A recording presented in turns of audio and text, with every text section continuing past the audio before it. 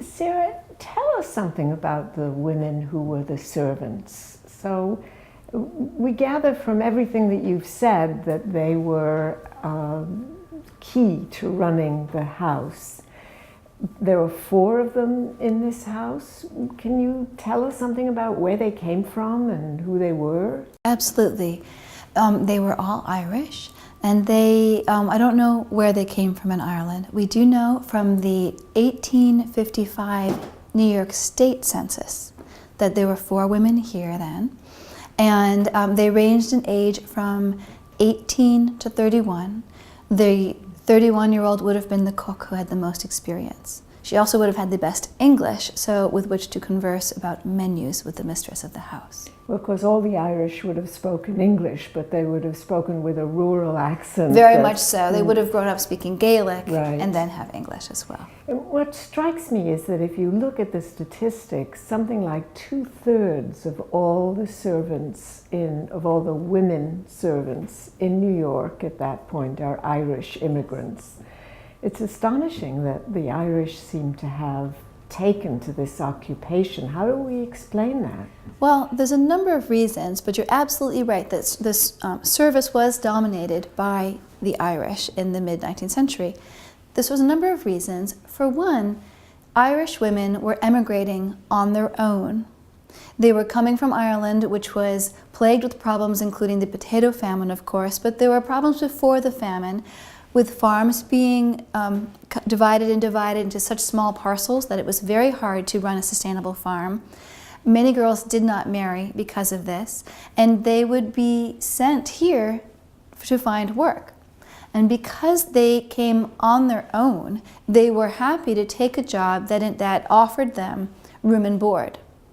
They could live where they worked, they were fed, and they were paid a wage, and so they could end up saving quite a lot of that money, and they were able to send it back. So you're telling us that on the $1 a week or so that a maid made, she could actually save a chunk of Yes. that and Yes. send it home? They saved a great deal. And they used that money then to send it home to help their families or to bring them over? Some of each. They would, the Irish Immigrant Society started the Immigrant Savings Bank, through which millions of dollars were sent to Ireland. It's one estimate, and it's a conservative estimate, that between 1845 and 54, about $19 million was sent back, much in the form of tickets, prepaid tickets. It cost about $25 to bring out a relative, is what they called it. And so you'd send a ticket and some cash, and your sister, for example, would come and perhaps even join you in the same household. So if you worked as a servant, you could save that $25 perhaps even in 6 months or Exactly. 25 You didn't have a lot of expenses. weeks. You didn't have a lot of time Right. to spend your money. And when we compare that with the wages of whatever, a shop girl or a seamstress, because many women worked as seamstresses in this period, do you know anything about how those wages compared? It's roughly double what you could earn in an industrial setting.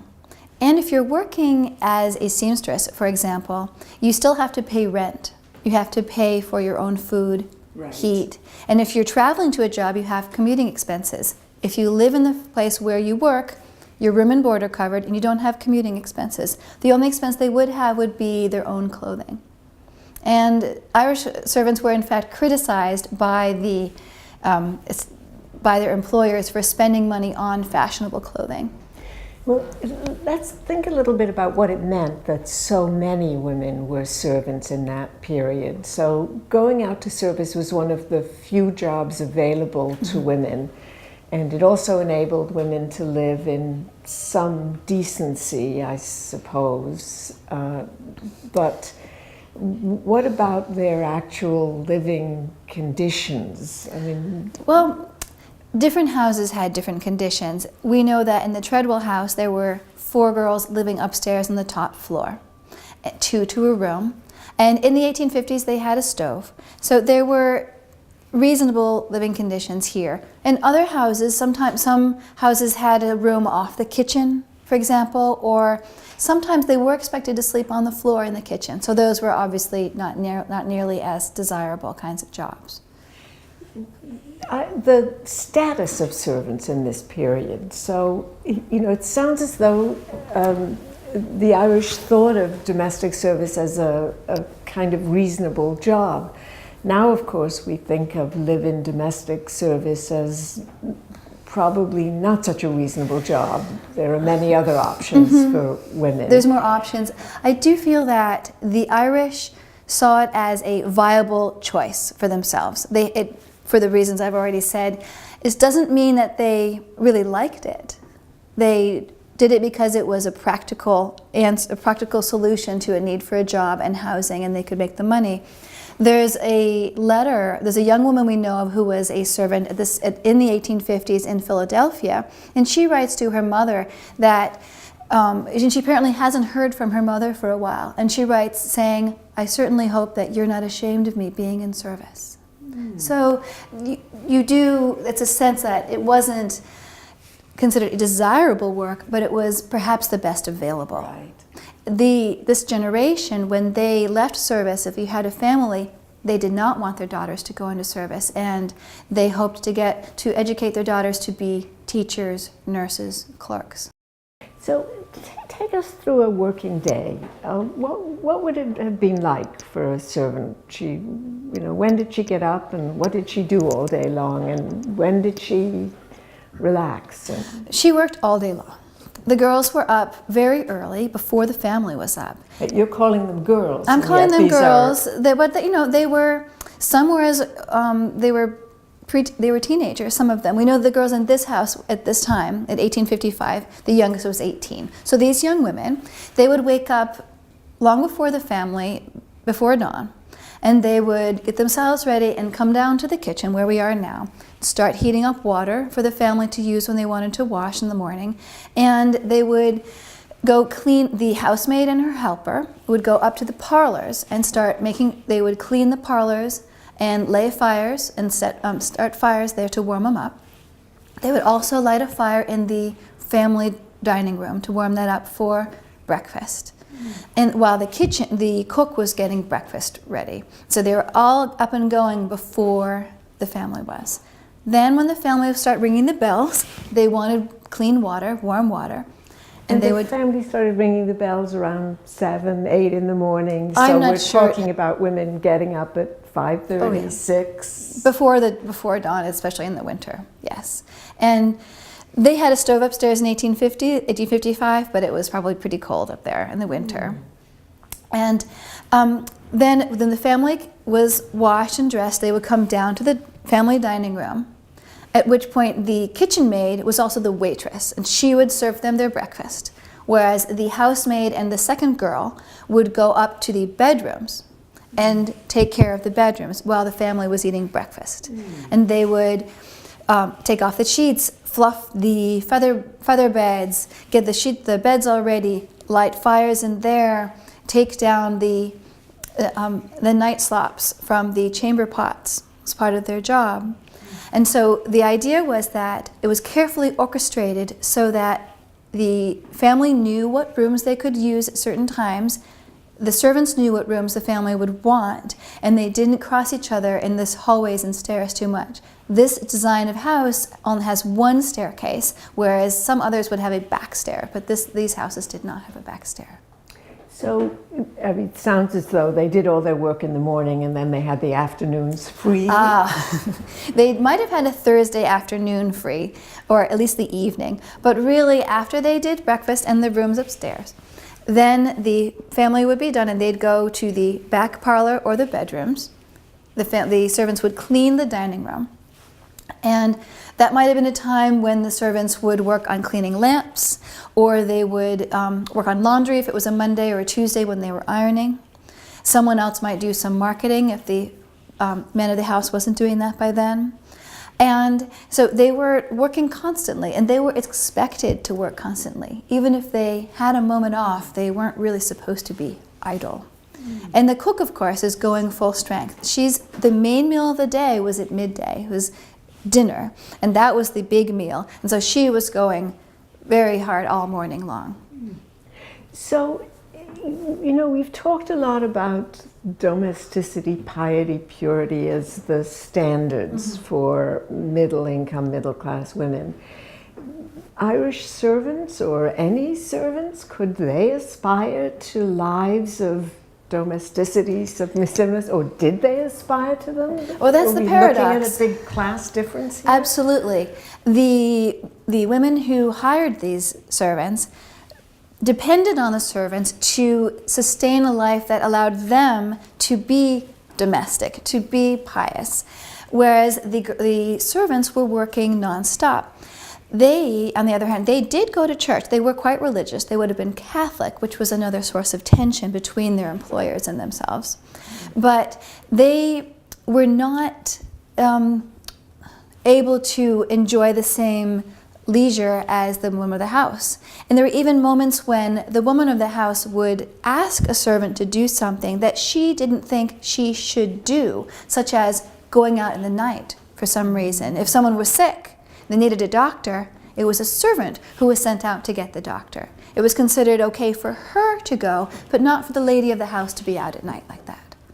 So there was definitely a paradox. So how long did a woman remain a servant? Or was this a lifetime occupation? It could be. A kitchen maid, for example, would aspire to becoming a cook. And then she'd be a cook for a while, hopefully, because the cooks were the best paid and had a certain amount of control and seniority in the household. Some young women would marry and leave service. Catherine McFarland, the woman who was waiting for letters from her mother, married and left service. Other times you would work as long as you could, and if you rely on your savings, and perhaps be at the mercy of Catholic Charities, which was sad and difficult. Many women were able to save money and even invested in things like real estate, and perhaps were able to run a boarding house or have a shop after they left service.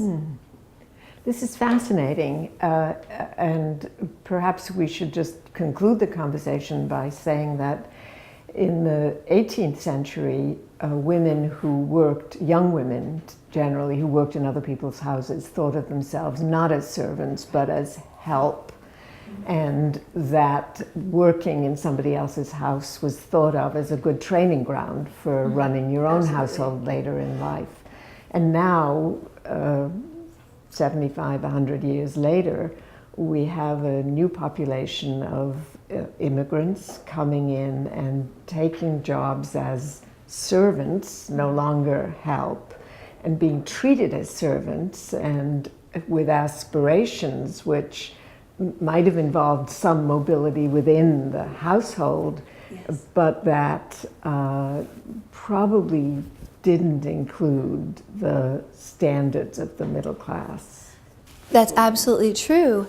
But we do see women who married and had families, who were in service and then married and had families. They had been exposed to middle class standards and expectations as a servant, and now they transmitted those ideas to their own children. And so they wanted their children to go to school. They wanted their daughters to be perhaps a teacher, and would aspire to running a household as much in the middle class style as they could. Yes, and when you look at the data, you discover that the daughters of former servants are almost never servants themselves. Exactly. And in fact, in New York, the Irish population becomes a dominant force in politics later. It's this strong force that's grown up through service and other work and becomes more towards the middle class and has a political voice. A dominant voice in politics, but also a dominant voice in union organizations. Absolutely. So active Absolutely. in many different ways. Yes. How would an immigrant find a job? Well, there are a number of ways. Sometimes you could be recommended word of mouth, or if you were coming to join a family member, they may have They may have helped you find a place ahead of time, but many girls would go to what was called an intelligence office, which is essentially a job agency. And the woman of the house or her daughters would go and meet and go to the intelligence office and interview girls or talk to girls about what they could do. The girls who wanted jobs would have to have what was called a character, which is a reference. There were other, some of the intelligence offices had a reputation for being shady and not doing well by the young women who wanted jobs. And so sometimes some churches, some of the Catholic churches and the Irish immigrant societies would help have job finding help as well.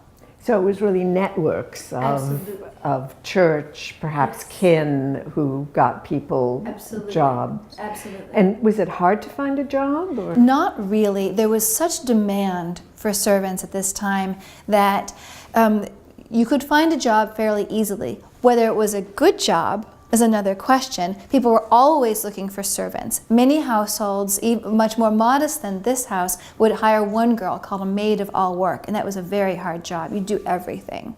And so it was desirable to get a job in a wealthier house where there were more servants and the work was portioned out more. But in a house like this, for example, was there a lot of turnover among the servants, or did they? There was turnover. We know that there were 4 names in the census in 1855. By the 1860 federal census, there are new names again. So in 5 years, there was turnover. And this turned out to be a difficulty for the women of the house, and they knew that they had to keep finding servants. They called it the servant problem. There's a letter. One thing that's so interesting about this house is they have the household, the things that belong to the family, and dresses and papers, and one thing are some letters. And one of the daughters in the house who never married, her name was Phoebe, she wrote a letter at one point in 1854 saying that Rose has gone away. I have not anyone in her place. I hope to find someone tomorrow. That this was a servant who had left. And since that's 54, it may be that one of the girls here in 55 was the girl she found. Fascinating. So just one last question. Let's think a little bit about, we have letters from Phoebe, we have letters, I presume, from Mrs. Treadwell, but what about from the servants? Do we know what they were thinking and how they felt about the jobs? We don't have any letters from the servants in this household, unfortunately. That would be a wonderful thing to have that as well. There are some letters that survived, and many of them are in Ireland because they were sent back home to Ireland. And there's one in an archive in Belfast from a young woman. I mentioned Catherine McFarland, and she writes home. And so we know some words from her. So we have their voices in some other ways. And they indicate that they were happy with their jobs, or? Not really. They worked very hard, and they talk about how hard they work and how lonely they are. Yeah. But what you're saying, which I find interesting, is that between the census data, so statistical data which indicates who's working there, where, and some evidence from the letters and so on that they wrote, we have a pretty good idea of how servants lived and what they experienced. Yes, we do. Well, thanks, Sarah. That was very illuminating. Thank you.